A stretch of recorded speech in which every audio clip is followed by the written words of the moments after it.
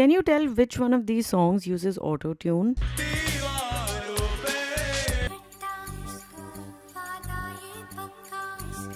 It's both actually. That's the strange thing about autotune that most casual fans miss. Sometimes it announces itself loudly and sometimes it hides in plain sight. Over the last 25 years, this small piece of software has quietly reshaped how music is made. This video is about a fragment of technology that didn't just change music production, it changed how we define talent itself. It has sparked arguments between legends and newcomers, divided audiences, and forced the industry to confront an uncomfortable question. Is this cheating? Just a useful tool, or can it also be considered art? You're watching Soft Power, a series that dives deep into the milestones and movements of Indian music and pop culture. We break down how it has evolved, people who are shaping it, and why it deserves global attention. Auto-tune is often described as CGI for vocalists. Invented in the late 1990s by this man, a geophysicist working on seismic data analysis for oil exploration, the software was never meant for singers. The same algorithms designed to map underground rock formations were repurposed to map pitch instead. When producers realized they could correct vocals instantly, music production changed forever. In the West, artists like T-Pain embraced its robotic texture openly, while Kanye West transformed it into emotional storytelling on this album.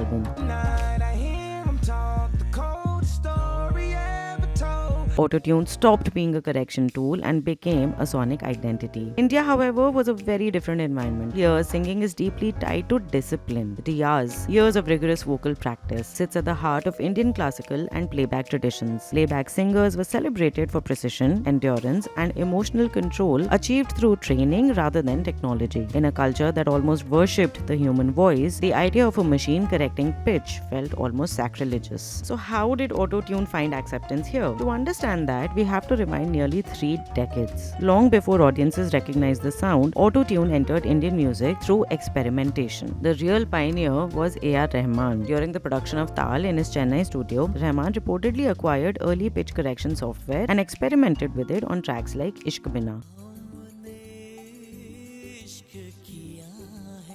It was so delicately used that audiences never noticed. Years later, Arijit Singh would confirm Rahman's early experimentation in interviews, revealing just how forward-thinking those sessions were. Like हम लोगों को रहमान के गाने सुनने इतने पसंद थे ना. It was him actually who started using autotune in a very subtle way. The subtle beginning changed dramatically in 2005. Himesh Reshammiya's Aapka Surur. This album by Himesh Reshammiya didn't hide autotune, it celebrated it. The nasal tone, metallic glide, and unmistakable digital texture became central to his sound. Suddenly, the technology wasn't backstage anymore, it was front and center. Love it or hate it, he reframed autotune not as a correction but as a stylistic decision. Bollywood producers quickly realized what this meant. Pritham leaned into its futuristic sharpness on Dhoom Again, matching Bollywood's growing ambition to look and sound global. Vishal Shekhar used it far more subtly on Desi Girl, polishing vocals into something glossy and internationally aspirational for an increasingly global NRI audience. They demonstrated autotune's real power. It could either transform a voice completely or disappear entirely depending on the story being told. Perhaps its most interesting transformation came with Amit Trivedi's work on this album.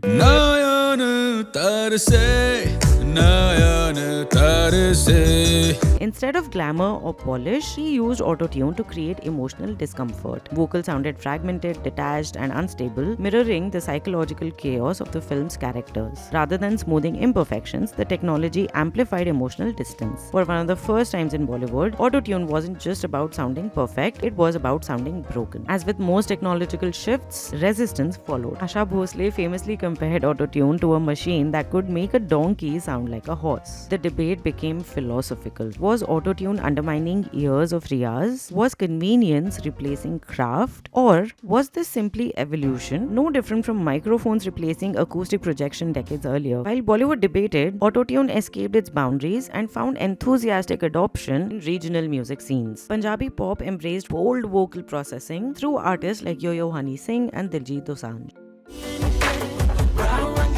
In In the Tamil industry, this song by Dhanush and Anirudh became a nationwide viral phenomenon long before algorithm-driven discovery dominated music consumption.